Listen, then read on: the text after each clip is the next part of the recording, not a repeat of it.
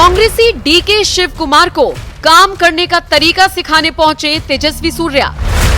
BJP के fire brand नेता की तस्वीरें देख कांग्रेस आलाकमान का चकराया सिर। कर्नाटक की राजनीति हर किसी को अपनी तरफ आकर्षित जरूर करती है, फिर चाहे आपकी दिलचस्पी राजनीति में हो या ना हो।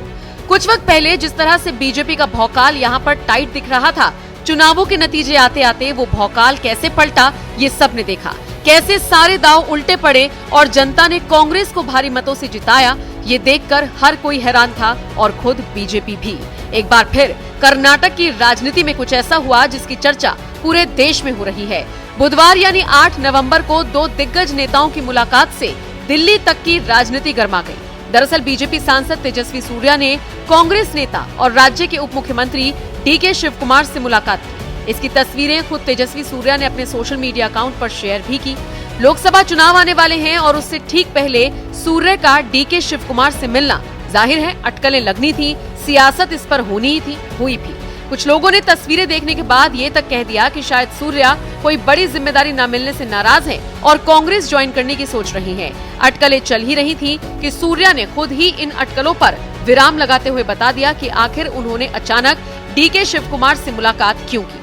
तेजस्वी सूर्या ने अपने एक्स अकाउंट पर एक लंबा चौड़ा पोस्ट शेयर किया जिसमें पॉइंट टू पॉइंट समझाया। वो लिखते हैं, डीके शिव कुमार को बताया कि के राइड और BMRCL के MD के जरूरी पद बीते 5-6 महीनों से खाली हैं। इसके चलते शहर के लिए इन दोनों महत्वपूर्ण बुनियादी ढांचा परियोजनाओं की प्रगति में रुकावट पैदा हुई है। मैंने उनसे इन परियोजनाओं को फायदा पहुंचाने के लिए तुरंत नियुक्तियां करने का आग्रह किया। उन्होंने दोनों अनुरोधों पर तत्काल कदम उठाने का आश्वासन दिया। 2019 में मैंने बनशंकरी मेट्रो स्टेशन और बनशंकरी BMTC बस टर्मिनल के बीच एक स्काई वॉक का प्रस्ताव रखा था, जिससे एक मल्टी मॉडल ट्रांसपोर्ट हब को तैयार किया जा सके। स्काई वॉक का डिजाइन भी 2019 में ही तय कर लिया गया था। उनसे इस परियोजना में तेजी लाने का अनुरोध किया। इस पर उन्होंने कार्रवाई का आश्वासन दिया। नम्मा मेट्रो के तीसरे चरण को राज्य सरकार ने पहले ही मंजूरी दे दी थी।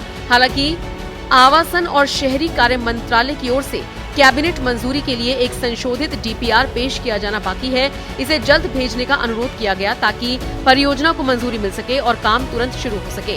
इसमें हो रही देरी से बेंगलुरु के लाखों लोगों के जीवन की सुगमता में बाधा आएगी।